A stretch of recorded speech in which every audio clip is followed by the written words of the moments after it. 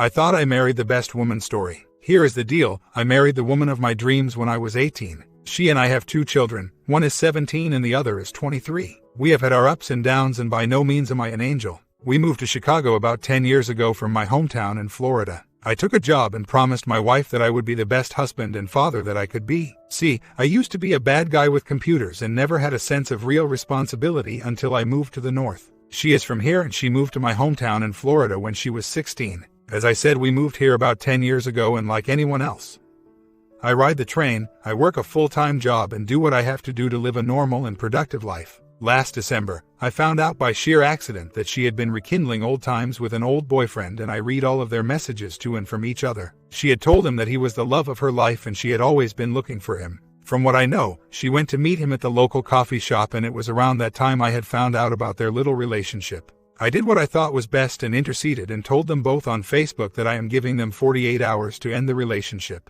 They did. She closed her Facebook account and deleted her email. She promised me that she just wanted to feel pretty and wanted and blah blah. But the thing that gets me is that how can I know she is still being honest? How can I know that she is keeping her word? That they actually ended it? I mean, they were on Facebook talking all kinds of stuff like I can't wait to hold you and this, that, and the other. But I could never find any proof that there was any sleeping together. She is a SAHM and I work very long hours providing for her and the kids, but I am not entirely sure they ended it. I mean, it seemed too easy how she just ended it and supposedly cut off communications with this guy. When I found out, I had promised her she had earned a divorce, but this is the woman that I have ever loved. As a matter of fact, I am 42 and it's the only woman that I have ever had been with. So, do I just wonder? Do I watch what she does or do I just hope for the best and take her word that everything will be okay? Comments. It would seem that you are on a path to rug sweep this, So I'm glad you came to hear. Your wife has cheated on you. You can't be sure it wasn't physical. You can't be sure it has stopped. With her being a SAHM, you'll never be able to completely eliminate her taking this underground, but you can reduce that possibility. You have to give her consequences for what she's done, she has to accept them, and she damn sure better be demonstrating remorse. Here's what you need to do. Expose her to her family, your family, and most importantly the OM's wife or significant other. Don't tell her you're going to do it, just do it. She writes the OM a no-contact letter that you approve of and mail yourself. No sentiments. She regrets what she's done to you and her family. She agrees to demonstrate total transparency. No hidden passwords. No deleting texts. Agrees to regular inspection of her computer and cell. No more FB, at least not for a while. No GNOs, no communication with friends of the opposite sex, and to the extent possible, she accounts for her time away from you. You insist that she gets tested for STD because you have no reason to believe that this wasn't a PA. Without her knowing, get a VAR. Ask her if she would be willing to take a polygraph test to prove this wasn't a PA. If she refuses, tell her you'll have to assume that it was. If she agrees, that's a good sign. Polygraphs may not be terribly reliable, but the threat of one could possibly force a confession from her. You don't have to go through with it, but at least ask her if she would be willing. Do your research and make your own decision about that. If it were me, I would insist that she take one if she didn't confess. Tell her that the chances of you sticking around will depend on her willingness to accept these consequences and demonstrate consistent remorse for what she's done to you. That's the blueprint. OP. What is she doing to make up for her straying? Is she actively trying to atone, or did she basically just say sorry, and then proceeded to lay low hoping it would all blow over? I know it's not up to you to help her, but are you perhaps arranging for some special time with her to make her aware again of how much you love her? Perhaps she was feeling ignored by you and wanted some attention. True, the manner in which she got attention was the worst possible. Well, with the exception of it turning physical. But maybe all she needs is to be reassured of your love for her. Since I don't really know your situation, I'm only guessing. It could very well be that you've showered her with affection and attention, and she only wanted some variety in her life. Well, does she know that divorce can definitely lead to variety, but without you there to provide it for her? Good luck in your future with her. I truly hope it works out for you too. OP responds. I wonder too if she would have taken it to the next level and will always have that in the back of my mind. It sucks so bad that I spend my days in the office wondering what she is doing at home. I will be watching her and she knows I am watching every move she makes, so she is for the most part that is. Bedroom became a chore and I hardly would get any romantic with her, and that is what I think she was missing. I have rekindled the romance part and showed her very well that I can still turn the fire on and will. As I stated, I was no angel, and I think that if I would have showered her the way I used to, her would have never looked in that direction to begin with. Though this guy was an old boyfriend that supposedly got away, and he was in the picture with her before she moved to Florida. It was one of my worst fears that we would move back here and some old BF would sweep her off her feet, and that seemed to have happened. But she seems to be very sincere and texts me when she is out and when she comes home now. She calls me now and even writes little love notes in my lunch. For me, the doubt is still there, but it is also with me, and that is for my posting here. I hope this is all behind me, and I hate like heck having to watch her with GPS and VAR and such, but if that is what will give me peace of mind, then so be it. Thank you so much for everyone posting and contributing. It really means much to me that people actually care for another this day and age. Funny thing though I forgot to mention was last night I borrowed her iPad and all the internet history was deleted, so I told her straight up that if things are to improve, she must not delete any history and provide access to anything I request. She said that my son must have deleted the history when he was using her iPad. I told her that I don't want anyone using her iPad. I also swiped her Kindle tablet and it's here with me at the office charging up so I can go through it today. I also have a surprise for her for tomorrow, as she has to drive my son to doctor appointment, and I will trade her my phone with GPS for her phone so she can use my phone's GPS feature to navigate. I am curious to see who calls or texts her phone tomorrow, but as I said, I will trade her at the last minute tomorrow before I get on the train. How this all got discovered. I was checking my brother's Facebook page as he passed last year, so I created a memorial page for him, and when I picked up her Kindle, there it all was, all out there. The messed up thing is I actually remembered the guy's name from when I met my wife when I was 17. So, I knew exactly who it was. She had got sloppy and forgot to set a password on her Kindle, but by golly, her iPad was locked down. I am trying so hard to get past this and recover my marriage. Throughout this whole ordeal though, I have remained a true gentleman when speaking with her, and even when I confronted the other guy I spoke with poise and dignity. Although I couldn't sleep for close to 5 days. Sheer exhaustion finally laid me out. And the fact that it was right before Christmas just made it all the while worse. Probably the worst holiday season I can ever remember. Thank you for your advice, and everyone else here. It is very touching to see other humans helping one another. P.S. I had a Facebook account for a few years, but when an old girlfriend came messaging me, I simply deleted the account. It's been over 2.5 years since I have had a FB account.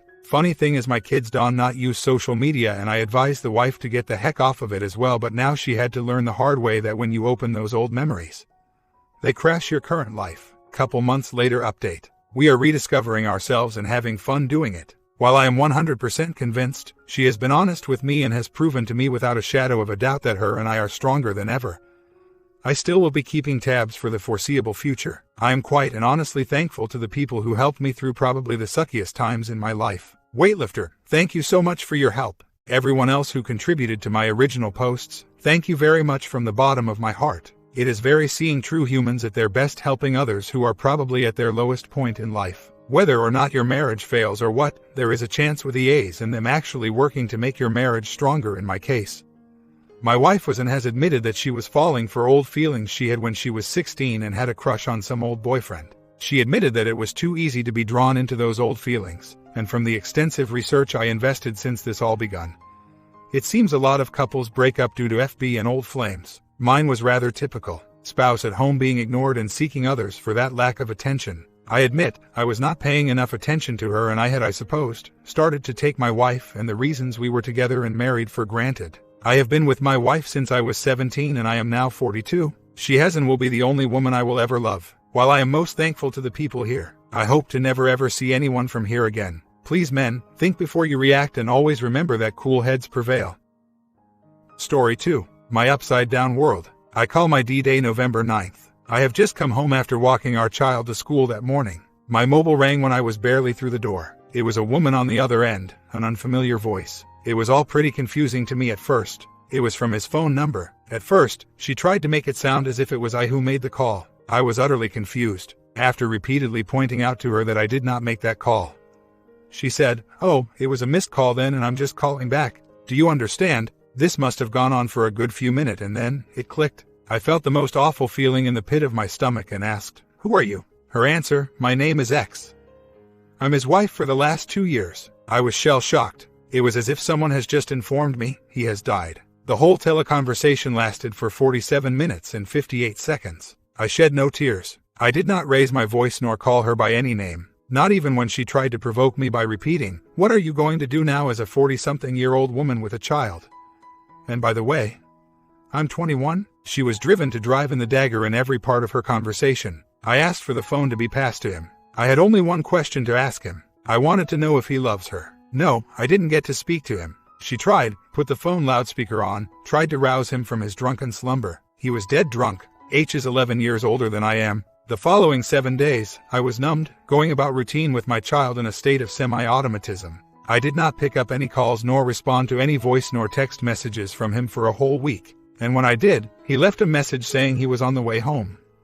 I said I will send the child away and will only meet him at a neutral venue for a crisis meeting. He turned up, sat down and immediately told his side of the story. I had it all voice recorded. She was 19 when they first met when he was flying in and out of this ex-Soviet bloc country where he spent a lot of time working in 2010. She was a document clerk in his local office there. He said he had never noticed her till about the end of 2010 when, after a presentation he had given, she came up to him, introduced herself and told him how impressed she was with his presentation and how much she liked his voice. He claimed they became friends for about 5 months after that, going out as a group with other company people whenever he was in town, like every month. He thought she was a smart little button stuck in a rut of a country.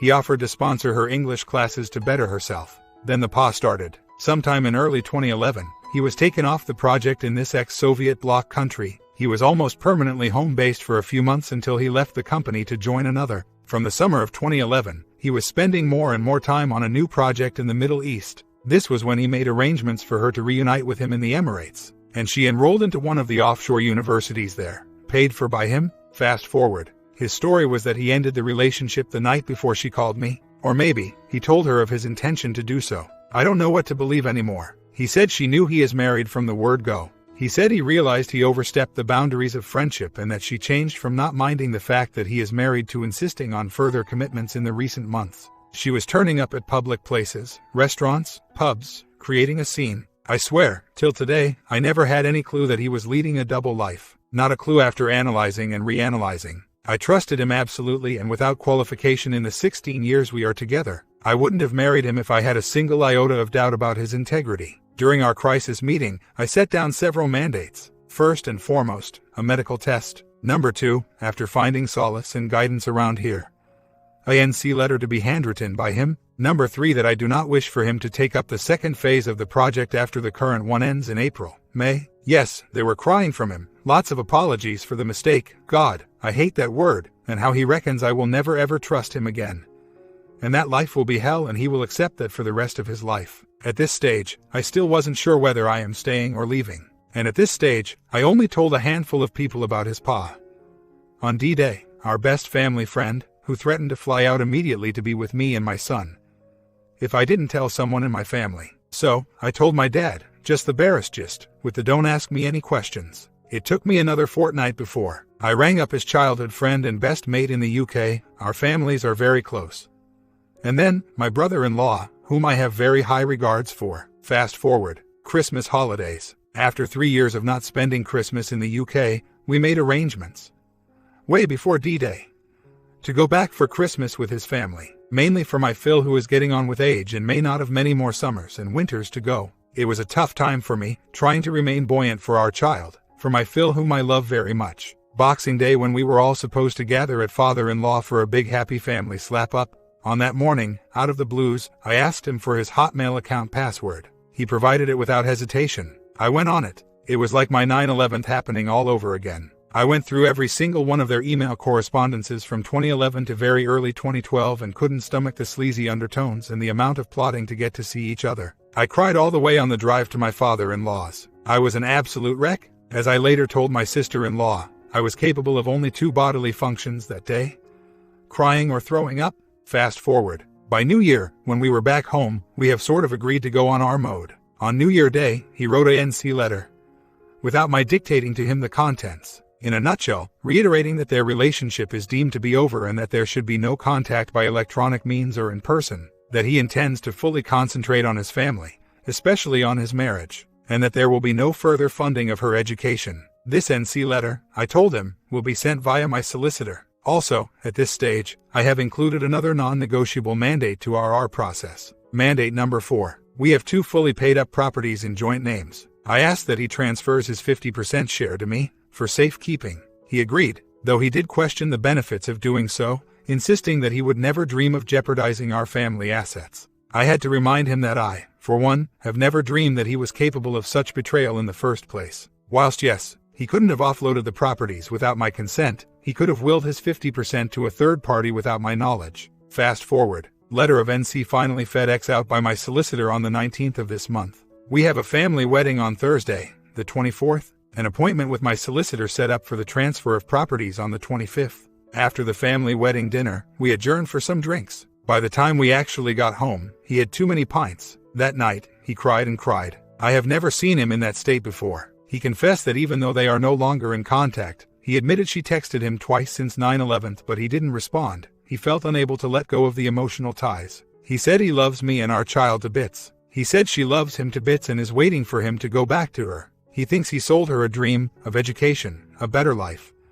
And he thinks he should fulfill his bond to support her. He said he was all she has left. He said that for the last few weeks, his mental state of mind has been affecting his work and he is in a state of depression. His sister and our family friend chortled when I told them about this latter part. They reckon he is playing the poor little me card. The next morning, Friday, we headed off to my solicitor's office. He signed the memorandum of transfer to the properties. On the drive home, I noticed his clenched fists on the steering wheels. I asked him what's the matter. He angrily replied that he has just signed away what he has worked hard for in the last 38 years. It breaks my heart. I told him that I have absolutely no intention of doing anything with the brick and mortars, that I am holding the assets in trust, for him, for our child. I offered to reverse the procedure. He said no, what done is done. Actually, I have already instructed my solicitor to draw up my will. Should anything be to happen to me, all assets are to go to our child when he turns 27. I appointed H's brother and a very close family friend as our child's legal guardian, trustee, and executor of my will. None from my own family is mentioned in it. I phoned my sister-in-law this evening after he left for the Middle East again today. I gave her the latest updates of our sad saga, our conversation on Thursday night, the signing of the transfer forms on Friday. I assured her that I have no intentions of taking advantage of her brother. She knows I truly love him and understands that if I want to play dirty, I would have served him the D papers after he relinquished his share of our properties to me. She says she would do exactly the same thing and her brother is truly an idiot and needs to wake up and stop being too selfish. And she again apologized for her brother's disgusting behavior. Right now, I am totally, absolutely drained. Mentally, physically. I have said to family and close friends who are in the know of his Pia and I have said to him, I will never fight for this marriage for the sake of my child. My dad was a serial philanderer. My mum stayed married to him, to quote her, for the sake of me and my brother. My dad never changed his ways and only stopped after his dosh ran out after his retirement, and I ended up having to pay for my mum's shrink bills in her twilight years as she rues for her lost youth and is battling depression. On the other hand, if I opt to walk away, I would do it because of my child. I have asked myself what example I am setting for him by staying. Until today, I still haven't. Couldn't call him nor her by any name, in person nor in my private thoughts. It is just not me. Until today, I have never examined his passport pages nor our bank statements, latter of which are usually lying around in our study in the open. It irks me to learn that she has once rifled through his passport pages and went berserk upon finding out that he wasn't where he said he was. Someone pointed out to me that denotes serious trust issue between them. I can't write anymore. I'm tired but relieved that I finally got around to writing this down. My son is not told yet. I intend to take him back to the UK during his 1-week midterm so that he can spend some time with STBXH's family before breaking the news to him when he is surrounded by people who love him to bits. As for STBXH, I don't know. I don't really care. His first reaction was, where do I go? Still the nice person, I gave him the keys to an apartment of ours which is in between tenancy. It is fully furnished so he is not exactly slumming it. My son is and has always been my priority. No question about it. STBXH's siblings have been in the loop since DD1. I informed them immediately on DD2. He has avoided any kind of contact with them ever since he knew that they knew. His family is big on birthdays, anniversaries, and such from time immemorial. This year is the only year neither one of them nor their children sent him a card. His father did, 'cause he is not in the know. From DD1 onwards, STBXH and his family have said that it will kill my father-in-law if he were to find out. We are very close and the old man ends every phone conversation with me with, love you, pet. Was afraid when STBXH said he will fly back to tell his father. I don't want to devastate my father-in-law nor do I want his son to sugarcoat the situation. I warned his siblings, to which his sister said she is very sure he wouldn't dare to come home now because he knows he won't getting any sympathies from them. My brother-in-law is the child's legal guardian in my will, and he had in his safe box all documented evidence of his brother's adultery. He is one hardworking family man who takes no crap from anyone. So, hopefully formal papers will be prepared by end of this month. I shall take the boy back to see grandpa and uncle and aunt and cousins. And I will break the news to boy and grandpa. It's been nearly a week since we got home. I ended up not saying a word to father-in-law. I just didn't have the heart to. He was so happy when we were back, was invited to private dinners, separately, with my Sil and Bill. The support from them both was tremendous. Sil said her brother had never dared to utter a word over Christmas period as to why I was so very upset. She said he knew that if he did, he would never get out of the country alive. I expressed my concern to brother-in-law that STBXH will not respond to D petition. He assured me if that happens, to let him brother-in-law know. He said he will call his brother to tell him that he has messed about enough and to stop messing about now. Strangely, father-in-law did not bring up the subject of his son at all during our stay there. I expected him to ask if his son would join us later, like before, or if we were catching up with him when our flight stopovered. The day we flew out, I left Phil a Father's Day card, in advance, pre-written before the trip.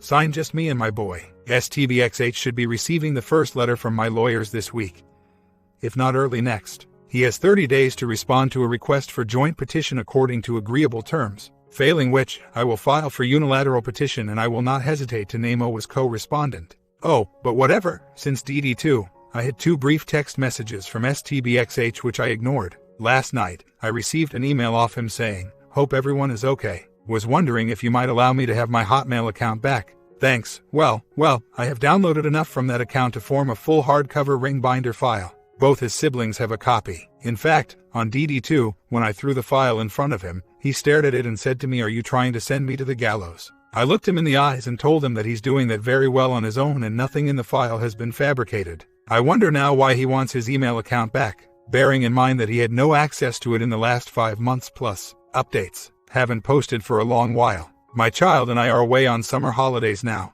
Our first stop was Barcelona. On our second night there, out of the blues, and with the help of my second glass of vino, I looked him in the eyes and decided, the time has come. No pre-written script, no more trepidation, no more fretting what was going through his mind. Does he ever wonder why he hasn't heard a pip from his dad for the last 3 months? I saw how much I really love this little fella. He should be told the truth. You do realize, right, that your dad and I were having some difficulties? Son, slight nod of the head. Well, I'm sorry. It is not working out. Son, silence. Whatever happens, I will make sure that Dad sees you at least once a month. Do you miss Dad? Son, very slight nod of the head. But I miss the dog the most. Do you know that Uncle and Uncle Best Friend have promised me that they will be there for you forever? Son, oh, cool. I like to have 2 more fathers. 2 months later, where do I begin? Feeling absolutely horrible right now, but nothing to do with STBXH. The weekend before we were due to fly back from the UK, I was told by Sil and Bill that Phil already knew way back in June when we made the half-term trip.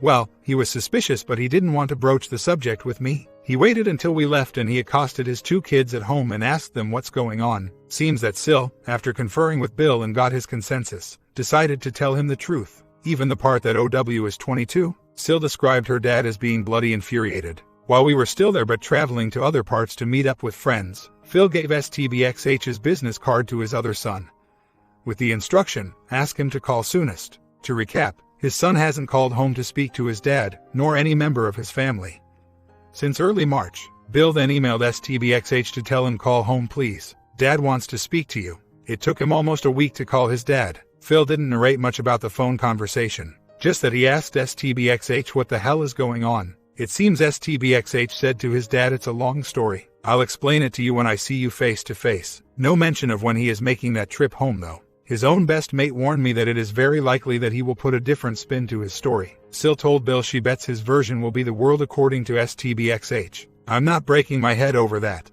Got in touch with my solicitor, or rather, solicitor got in touch with me the week I came home, September 6th. He got an email off STBXH about letter of demand for the boys' school fees, saying he has just received it due to his busy work schedule. He forgot to mention that he was actually holidaying with OW in Bali and Singapore, and that he was disappointed at such short notice, and that funds have been transferred to my account. Bear in mind that letter of demand was emailed to him by solicitor on 6th of August, and he did receive and read the email sent by his brother to the same address. I told my solicitor he is a bloody pathological liar. Solicitor also informed me that STBXH is taking me to task for defamatory statements made about O1 Cheater Vile. He implied that statements were inaccurate and that I made mention of government agencies etc. Cut the long story short, I told him, look, I didn't know this woman ever existed. What I know came from the mouth of STBXH and the 6 inches thick file of email correspondence between them. Copy of latter also in the hands of Sil and Bill.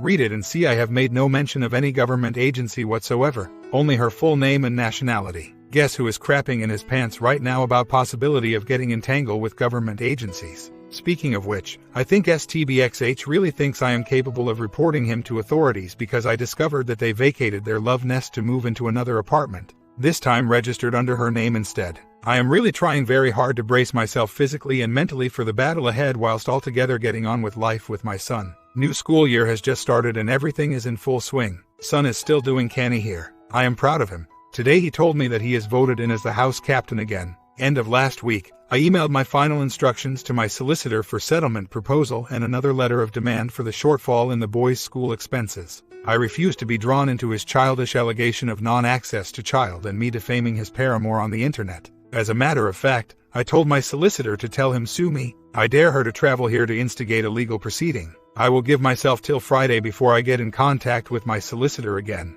Most likely, I will instruct him to go ahead and file unilaterally despite STBXH's agreement to do it as a co-petition. He wanted to use the same lawyer and mediate on the settlement, but he hasn't paid his retainer yet nor has he responded to solicitors' correspondence since the school fees issue. I think he will flip big time when he got wind of my proposed settlement offer. I am still seeing my IC once a month now. Last visit, 2 weeks ago, he told me that from day one, he finds that I'm a very processed person. I jokingly asked him, do you mean processed or possessed? And he says it sounds as if my son takes after me in his resilience in handling this tragic state of affairs. At this moment in time, I can say for certain that things have got to such a state that I don't ever want to see nor speak to STBXH again. I am willing to handle communication with regard to the child via email or other electronic means. The person I married is dead and gone. I don't know this person anymore. I shall allow myself to grief once the ink is dry on the piece of paper. Final update. Final version of our expenses list and the go-ahead to the following.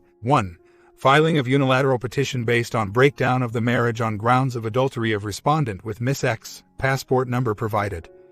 At an address in the UAE to be provided for in due course. The address is one of my last ammunitions as he doesn't know I know where he installed his mistress. And if he knows I know, he will start crap in his pants as to whether I will go to the extent of ringing up the friendly coppers. 2. Filing of interim maintenance and child support. 3. Full custody of child. I don't see him fighting this. As a matter of fact, I am not supposed to know where he has taken himself underground now. But I do know but will plead ignorance to the court for now. 4. Temporary injunction to prevent the child being taken out of the country by respondent. 99% not likely but one always fears the 1% chance. I said to the solicitor last Friday that I am tired of waiting for him to do the honorable thing. He is not treating the situation with any sense of urgency nor degree of importance. And that even though I have not got a boy waiting at the helm, unlike you know who, I was really looking forward to a Merry Christmas. I want to move on. I was never a good chess player. I don't want to be part of STBXH's game anymore. Also told my solicitor that he is free to pass my number along to any potential candidate of a boy when it is all done and dusted. My wedding anniversary was a few days ago. I don't want to say our wedding anniversary. No, I didn't cry. In fact, I think I am well into the self-preservation mode now cause I only briefly recalled some of the guests who turned up and not much of anything else. No trigger, no emotion, and I didn't even have a drink to desensitize at all. My comment, how you guys like 2 stories with happy endings? Tell me how you like it down below, sub and bell and see you in tomorrow's stories.